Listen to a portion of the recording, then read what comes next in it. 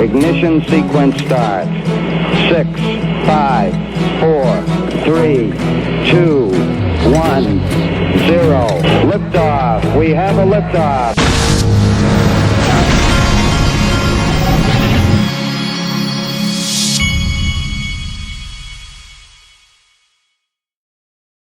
Hey everybody, this is the Digital Asset Investor, and I am checking my volumes here.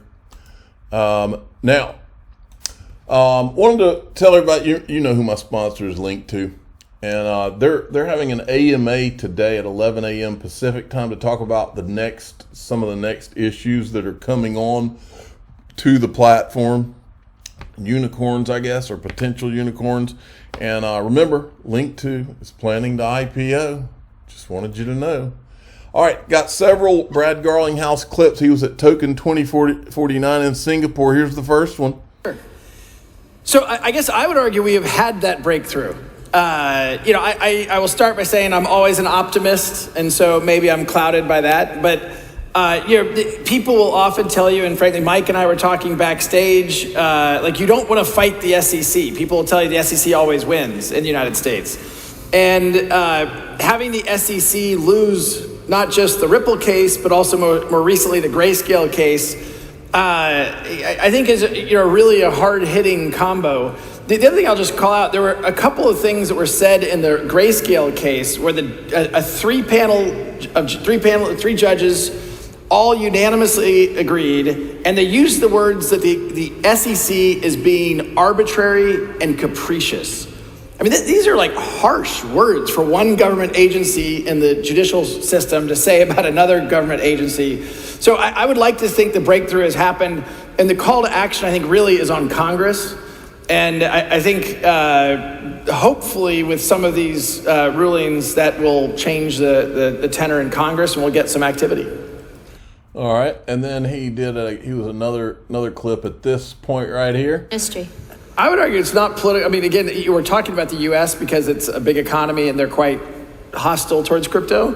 But I think, it doesn't feel political here in Singapore. It feels like they're making smart policy that's driving innovation here locally. It doesn't feel political in the UK or Dubai or Switzerland where, it feels like they're actually being good government citizens, and you're saying, hey, what's the right thing to protect consumers, to have regulatory clarity? And yes, some of it should be strict, and some of it should be, challenging for companies to operate in. But to kind of leave the ambiguity is, allowing the SEC, that confusion gives them power, and they're using that through their unlimited legal budget of just filing more lawsuits. But sorry, on the political front, I think it's more of a US story, but you either have a chance that you see some sort of progress on the crypto bills, or whether there's something that reaches the Supreme Court in the US instead, saying that the SEC possibly have had some sort of regulatory overreach.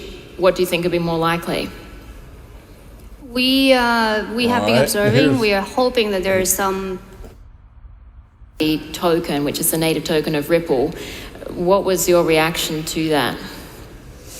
Well, first of all, there's a nuance there. The SEC has requested a permission from the court to file an appeal. They actually can't appeal right now, and so they have to get permission from the court to appeal because the case isn't fully closed. What's interesting, though, is they're not actually appealing, or at least they haven't signaled the intent to appeal the idea that is XRP a security. So the law of the land of the United States right now is XRP is not a security, full stop. The judge was very clear on that. So I view that as a very, very positive thing. I think it sets a very strong precedent for the whole industry. I think it's great for exchanges. I think it's great for custody providers. And I think, again, you're seeing a momentum shift. I think that it used to be, I think a lot of judges were like, well, the SEC's always right. And that they weren't fighting that. And I think you're starting to see the tenor change. Even the Coinbase case, I'm sure people are paying attention. Some of the questions from the judge in the Coinbase case are downright hostile, towards the SEC. So the frustrating thing, and I kind of alluded to this earlier, the SEC has an unlimited budget. You're literally fighting the man. They can go and go and go, and they can keep appealing. But as Hong was saying, the judicial process in the United States, while sometimes slow, sometimes frustrating, it's actually working. And I think you have seen, to your initial question, I think the tide is turning, and I think the roadmap for how other companies can go after the SEC, they're following some of the exact same things Ripple did, and I think that's great for the whole industry. The Ripple roadmap. So I don't know whether we're ready for that yet from a industry infrastructure perspective. You know, I before we got on this panel, I was walking around. Obviously, it's very early in the day. I had some caffeine, not as much caffeine as our host, but it was awesome to see, and to Hong's point, the amount of activity out there and companies building. You know, people talk about, you know, crypto winters, crypto spring, whatever. Like, people are building right now, and I think we've gotten, you know, less focused on just speculative trading and more focused on what utility are we building. And I think some companies lost sight of that at various times. And look, a lot of companies had layoffs this year. A lot of companies have struggled. I think those that have taken a long view are, as Ripple is, we've made 2 acquisitions. We're going to keep investing. Our balance sheet is strong. We're hiring. You know, I think this is the time when you want to actually build. When, you know, there's fear out there, I think now's the time to actually lean in. And so I'm optimistic that it drives the exact activity we're seeing out in the hall. When you talk about building, why hasn't that been enough then to spur confidence? I'll challenge the question, meaning, look, I remember when Bitcoin hit, I don't know, 15 or 16,000. I think today it's 25 or 26,000. Like, there actually, you know, wasn't that long ago that Bitcoin was at 2,000. So I think sometimes it's just, you got to zoom out a little bit further. And when I hear say, you know, why hasn't it spurred confidence? Look, Ripple's growing. I mean, we're not growing in the United States. We're growing outside the United States. And so it's because I think there have been leaders who are progressive and thoughtful about where the world is going, for a lot of the reasons why Hong and Mike have already articulated the benefits of blockchain and crypto technologies. So I think, you know, I don't look at it and think, oh, you know, the market's really suffering. I think, sure, it's nicer when, you know, Bitcoin was at 60,000, but I just think we should zoom out a little bit and be like, wow, this industry has come a long way. There are 10,000 plus people here for Token 2049. I'm guessing by the time Dubai comes around for next year's event, like, there's going to be more people. But, you know, I remain very optimistic about the direction of travel, in part because of the court system, in part because other jurisdictions are providing that clarity. And even, like, these are major economies. The UK is totally leaning into crypto. They're making sure there's consumer protections, but I mean, as Mike just said, I think the only country I would not encourage people to start a company in right now is the US. There's probably some others, but the US is a big one to call out. Pretty sad. What do you make of the progress that we've seen in other jurisdictions this year? And, you know, all about anonymity, in my judgment, if we want this industry to thrive and achieve, I think, what it can to fundamentally rewire how financial infrastructure works, we can't pretend that, like, government regulation doesn't matter. And I still think, you know, I think, frankly, one of the problems in the United States is you have, even within the industry, infighting, right? You've got these various, you know, lobbying organizations in the United States, in Washington, D.C., with lots of members from the crypto community, and they all don't agree. And so, you know, I've been to Capitol Hill. I'm sure maybe both of you have as well. You go to a senator or representative's office, and there have been 2 other crypto people in there earlier in the day saying different things than what I'm saying. And like, there's some basic things I feel like we have to agree. If we want that progress, we have to agree on some basic things. And I think, you know, I still do find categories of the crypto community fighting some of these basic regulatory frameworks. You know, AML is going to matter. KYC is going to matter. And if you're taking the point of view that we're going to circumvent those things, that's not the industry I see out 5 and 10 years from now that really is thriving and growing. Because I think that just gives fuel to the fire for politicians who do like to, you know, just make noise, and they don't understand. We're the adults in the room, folks. Or what brought down FTX. Always have been. A lot of entrepreneurs out here building in the crypto space is, I don't think about that at a static point in time, right? If you were looking at that just today, and even to your core question that was kind of directed at Hong around OKX, if Hong Kong only allows a certain number of tokens to be traded, that's limiting. I would bet that, well, I don't know what Hong thinks. What I think is that's a starting point. And yes, maybe for the next year or two, it's a small list, and then after that, it'll be wider, and it won't be just be to 7 or 8 million people in Hong Kong. It turns out there's a few, more than 1 billion in that broader community. And look, you're betting on where the world is going to be. I fundamentally believe that where crypto is headed, where blockchain is headed, is for a lot of macro factors. The wind is at our back, and if we just look at profitability today, yeah, it's a lot harder to have a profitable business with less liquidity today, prices where they are. That's harder. But if you look at where I think the world is going to be a little bit further out, I'm very excited about what that looks like. Call me the optimist, call me naive, call me all those things.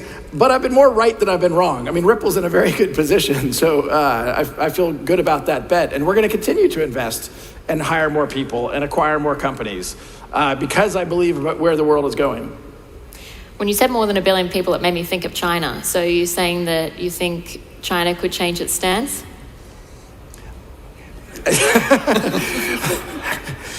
Look, if you told me, a couple of us were talking about this before we got up here. If you had told me a year or two ago that Hong Kong would change its stance, I wouldn't have believed you. I don't know. Let's see what happens. Well, you know more about this than I do, I'm sure. We will take whatever comes. We'll deal with it. I don't know how to predict where that's going to go. I just think, again, I remember first reading that Hong Kong was changing its posture. I personally view Hong Kong as potentially a leading indicator to where broader China goes. We'll see. I am not a China expert. I don't pretend to be, but one part of Ripple's business is we work with central banks to issue central bank digital currencies. We've announced about 10 central bank deals. We're talking to a whole bunch more than that.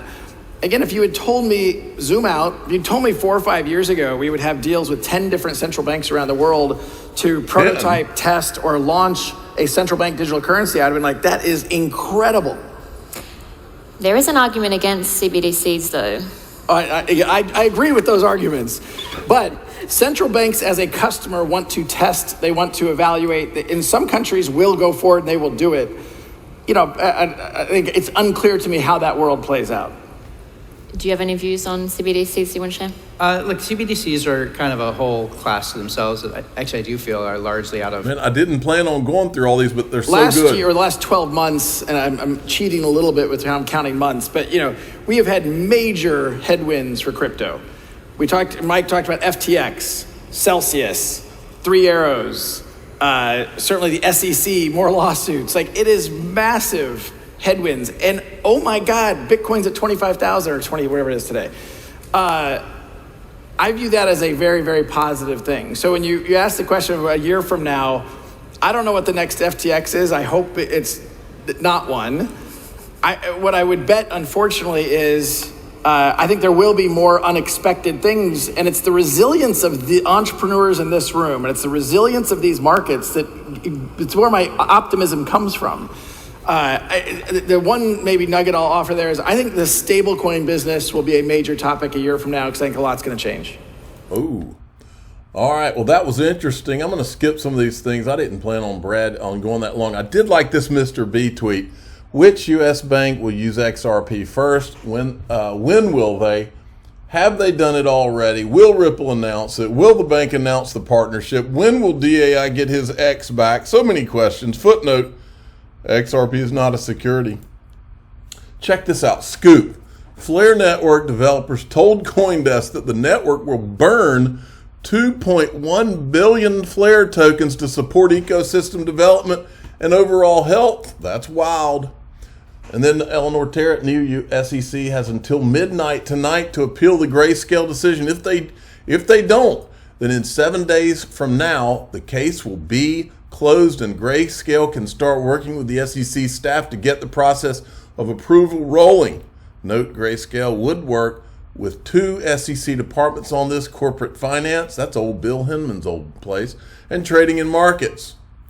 Now, this is where I leave you, YouTube. We're going to be talking about a couple of things, this and we're going to be talking about something I talked about the other day. Those of you in the member group would know I'm not going to say the two words, but the first word starts with an L and the last word starts with an R. So here we go.